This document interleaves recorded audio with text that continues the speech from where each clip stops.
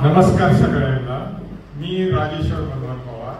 माझ्या बंधूसाठी म्हणजे माझा भाऊ आहे ना, तर हँडिकॅप आहे, तर त्याच्या पायाला मोठी जखम झाली होती आणि त्याला शुगर पण होती। तर प्रत्येक डॉक्टरने त्याचा पाय कट करायला सांगितलं होतं। आम्ही नामकोमध्ये गेलो, आपल्या एसएमबीटीला गेलो, प्रत्येक म्हणी त्याचा अर्धा पाय कट करा। तर आम्हाला प्रश्न पडला होता की मला पहिलेच तो अपंग आहे आणि त्याचा जर पाय कट केला तर पुढं काय, म्हणजे चालायला काय होईल त्याचं, म्हणजे ते पाय पूर्ण टेकत नाही त्याचा। तर म्हणजे आम्ही हे झालो होतो, तर मग नामको मध्ये गेलो। नामको मध्ये ना जाधव सर म्हणून, तर ते बोलले आम्हाला की म्हणजे ठीक आहे, म्हणजे तुम्ही काय पाय कापायला तयार आहे म्हणजे, त्याची पण मानसिक तयारी करून घेतली त्याला। तर ते म्हणजे कापल्याच्या नंतर आता जी छोटी जखम आहे ती मोठी होणार आणि ती जुळत का नाही जुळत हे आम्ही नाही सांगू शकत म्हणे। तर हे तुम्ही त्या सरांना विचारा म्हणे की जुळत का म्हणून तुम्ही, आणि जर नाही जुळली तर तुम्ही आयुष्यभराला असंच सांभाळणार का म्हणे। आता तुम्ही वर्षानुवर्षी ही जखम अशीच आहे म्हणे, तुम्ही कट करताय त्याच्यावर पट्टी करताय, पण आता ते म्हणजे कापायचंय। म्हणलं मग काय करावं, ती तयारी करत असताना आम्हाला रोमॅन्टिक म्हणून संगीत भेटले डॉक्टर लीलावती हॉस्पिटलमध्ये। तर त्यांच्याकडे गेलो आम्ही, त्यांना दाखवलं, ते म्हणजे मी त्यांचा पाय वाचवतो म्हणे, ऑपरेशन करू म्हणे। पण त्यांनी सांगितलं की मी 2दा ऑपरेशन करा म्हणे।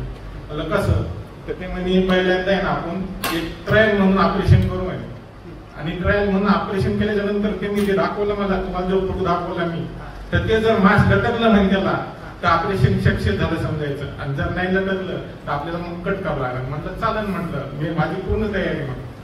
पण त्याच्यातून त्यांनी पूर्ण तयार केलं आणि जखम पण नीट झाली, परंतु त्याच्या पायाला रक्त पुरवठा होत नव्हता पाहिजे तसा। तर डॉक्टरनी सांगितलं ही जखम लवकर जुळणार नाही, हे असंच राहील। परत त्याच्या पायाला कापून कापून 3-4 वेळेस कापलं, पण ती जखम काही जुळून जात नाही। तर मला रक्त पुरवठा होत नाही। आणि जे आपले कुराडे सर आहे, तर त्यांनी मला ते तसला बघितलं होतं मी त्यांना, आणि माझं बोलणं पण झालं होतं। तर म्हणलं जर आपण याला संजीवनी जर दिली त्याची इम्युनिटी पॉवर वाढेल, आणि इम्युनिटी पॉवर वाढली त्याचा रक्त पुरवठा सुरळीत होईल, हे माझ्या मनात शंका आली। आणि मी सरांना विचारलं तर सर म्हणजे 100% त्याला गुण येणार। तर म्हणलं मग चालेल, मला द्या म्हटलं त्याला शुगरसाठी आणि त्याच्यासाठी। मग त्यांच्याकडून घेतलं मी, आणि 1 महिन्यामध्ये तुम्हाला सांगतो मी की डॉक्टरनी त्याच्या जखमेवरच्या गोळ्या बंद करून टाकल्या,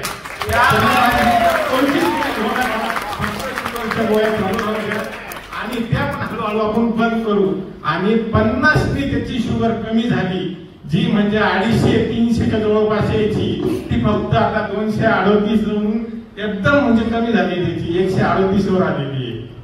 तर मला धन्यवाद करायचा आहे विजय सरांचा, आपले जे कुराडे सर आहेत त्यांच्यामुळे माझ्या भावाला म्हणजे औषध भेटलं, आणि तुमच्या ग्रुपचं पण खूप मी धन्यवाद